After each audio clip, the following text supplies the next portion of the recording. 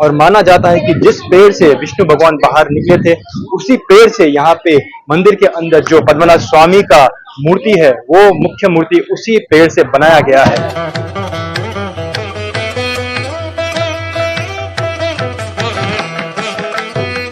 हर हर महादेव मित्रों, कैसे आप सब। मैं आशा करता हूँ कि आप सब बहुत ही अच्छे होंगे।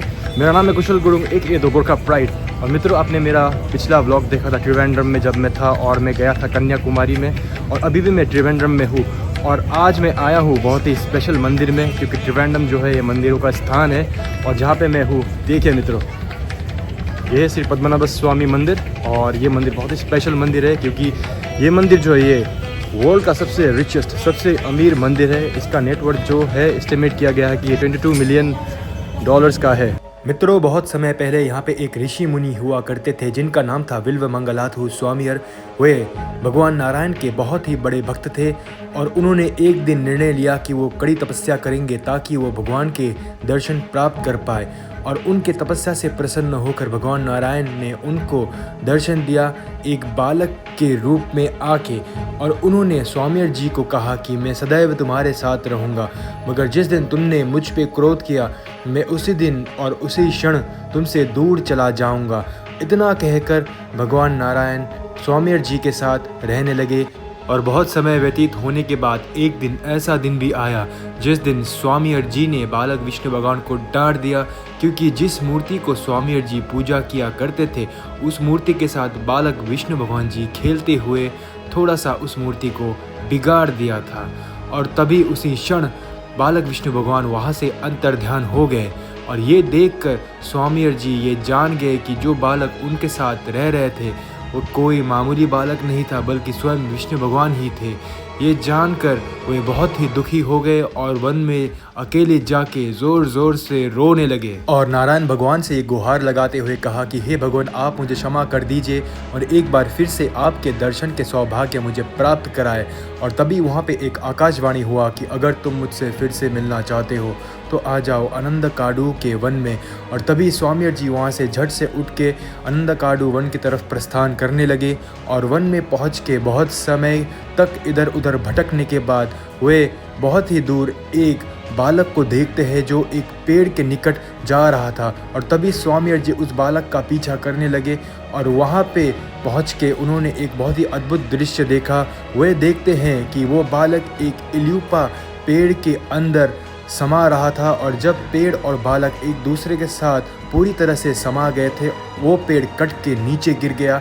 और जब पेड़ नीचे कट के गिरा, तब वहाँ पे विष्णु भगवान का बहुत ही विशाल मूर्ति प्रकट हुआ, जो लगभग 8 माइल तक फैला हुआ था। और जो मूर्ति वहाँ पे कट के प्रकट हुआ था वो था अनंत शयन मुद्रा वाला मूर्ति, जो अभी आपको पद्मनाभ स्वामी मंदिर में दिखाई देगा। और विल्व मंगलाथु स्वामीयर जी ने उसी समय भगवान विष्णु से ये प्रार्थना किया कि हे भगवान, आपका मूर्ति तो बहुत ही ज़्यादा विशाल है, आप कृपया करके थोड़ा छोटा बन जाइए। तब विष्णु भगवान ने अपने आकार को छोटा कर दिया, और वही आकार वाला मूर्ति पद्मनाभ स्वामी मंदिर का मूर्ति है। और मित्रों देखिए, जब आप पद्मनाभ स्वामी मंदिर आएंगे तो यहाँ का ड्रेस कोड बहुत ही स्ट्रिक्ट है। लड़कों के लिए आपको ऐसा धोती लगाना पड़ेगा, और ऊपर ऐसे आप लोग गमछे भी लगा सकते हो, जो पीछे ऐसे लोग ने लगाया है, लेकिन मैंने लगाया नहीं। और ये देखिए, ऐसा धोती आपको लेके आना पड़ेगा, वरना मंदिर के अंदर आपको एंट्री नहीं मिलेगा। और जो फीमेल्स है, महिलाओं के लिए आपको साड़ी अनिवार्य है। मंदिर में 2 द्वार है, एक ईस्ट का और वेस्ट का, और दोनों द्वार के सामने ही आपको मिलेंगे ऐसे क्लोक रूम, जहाँ पे आप अपने सामान रख सकते हो। और यहाँ पे आपको धोती और साड़ीज़ भी मिल जाएंगे खरीदने को, अगर आपके पास नहीं है। और यहाँ पे मैंने धोती खरीद लिया था, जो मुझे पड़ा था 130 रुपया। और धोती पहनने के बाद मैं प्रस्थान करने लगता हूँ अंदर पद्मनाभ स्वामी महाराज के दर्शन हेतु। देखिए मित्रों, अभी पद्मनाभ स्वामी के दर्शन हो गए, और मैं एकदम रात को निकला था जब ब्लॉग बना रहा था। देखिए अभी सुबह भी हो गया है, दर्शन हो गया। मंदिर देखने लायक है दोस्तों, यहाँ पे आएंगे तो ज़रूर दर्शन कीजिएगा पद्मनाभ स्वामी महाराज के, क्योंकि ये इंडिया का नहीं बल्कि वर्ल्ड का सबसे रिचेस्ट मंदिर माना जाता है। तो ये देखिए दोस्तों, मंदिर में जाने का ये लाइन है पीछे का। और अगर आप लोग जेंट्स हो, जेंट्स के लिए आपको ऐसा धोती पहनना पड़ेगा, जैसे यहाँ पे धोती पहना है इन्होंने, और ऊपर बेयर बॉडी होगा। धोती के बिना आपको मंदिर में अलाउ नहीं होगा, याद रखिए। तो ऐसा धोती पहनना पड़ेगा आपको। मैंने भी पहना है, देखिए। और महिलाओं के लिए ऐसी साड़ी, तो महिलाओं के लिए आपको साड़ी भी पहनना पड़ेगा। आप कोई भी जीन्स पैंट ये सब पहन के मंदिर में प्रवेश नहीं कर सकते, इतना याद रखना। इक्विनॉक्स होने के समय अगर आप इस मंदिर में आते हैं तो ये देख पाएंगे कि मंदिर के ऊपर जो ये खिड़कियां बनी हुई है, सूर्य इन एक एक खिड़कियों से होते हुए नीचे की ओर आते हैं और पृथ्वी के भूमध्य रेखा के ठीक ऊपर अस्त हो जाते हैं। भूमध्य रेखा यानी इक्वेटर। और जो ये सूर्य का खिड़कियों से आने का दृश्य होता है वो बहुत ही सुंदर और देखने लायक का होता है। मलयालम और तमिल भाषा में तिरुवनंतपुरम, जो कि इस शहर का नाम है, उसका मतलब है अनंत का शहर। अनंत यानी विष्णु भगवान का अवतार। और इस मंदिर के अंदर आपको एक बहुत ही प्राचीन गोपुरम दिखाई देगा जो कि 16वीं शताब्दी में बनाया गया था।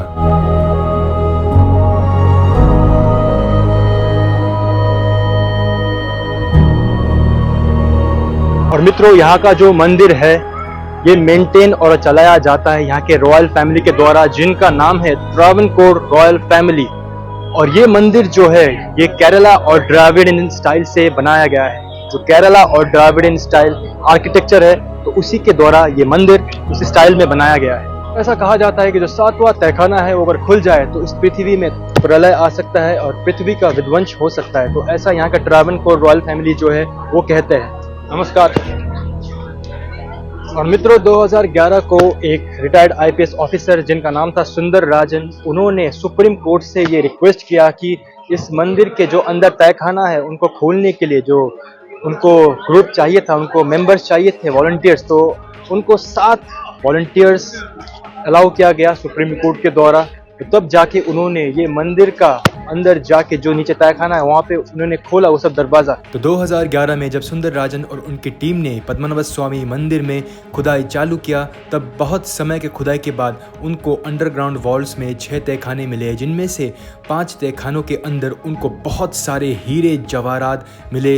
लेकिन जब 6वां तहखाना खोलने का समय आया तब उन्होंने देखा कि 6वां जो तहखाना था वो बहुत ही अजीब व गरीब था। उस तहखाने के दरवाजे में ना तो कोई कुंडी था, ना तो कोई लॉक लगा हुआ था और ना ही कोई की होल था। उस दरवाजे में नागों का चित्र बना हुआ था।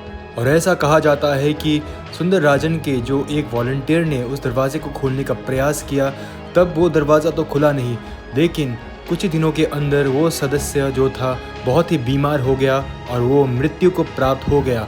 और मान्यता है कि ये जो मंदिर का ये 6वां दरवाज़ा है, जिसको वॉल्ट बी नाम दिया गया है, वो श्रापित है और इसको केवल खोला जा सकता है गरुड़ मंत्र के द्वारा, जो कि अभी तक ऐसा कोई व्यक्ति नहीं जो इस गरुड़ मंत्र के जप के द्वारा इस दरवाजे को खोल पाए।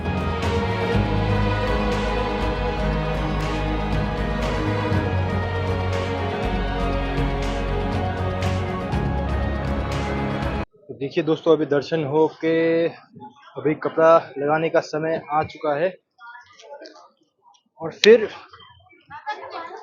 चेंज करने के बाद जाएंगे अभी होटल में विश्राम करने। और दोस्तों ये देखिए, मंदिर से अभी दर्शन करके मैं निकल रहा हूँ।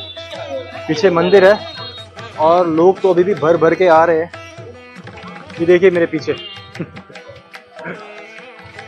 तो यही था मेरा पद्मनाभ स्वामी मंदिर का व्लॉग।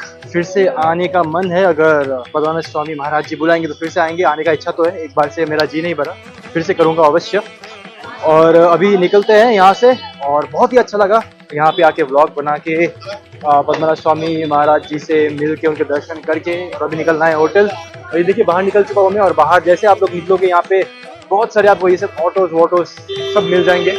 तो यहाँ से ट्रांसपोर्टेशन का झमेला नहीं है, तो आप आएंगे तो बाहर ही सब आपको मिल जाएगा। और मित्रों, मैं आशा करता हूँ कि आपको बहुत अच्छा लगा मेरा व्लॉग और बहुत सारी जानकारियाँ मिला। ये मेरा साउथ का चौथा व्लॉग था, क्योंकि इससे पहले मैंने साउथ में बहुत सारे व्लॉग्स बनाए हैं।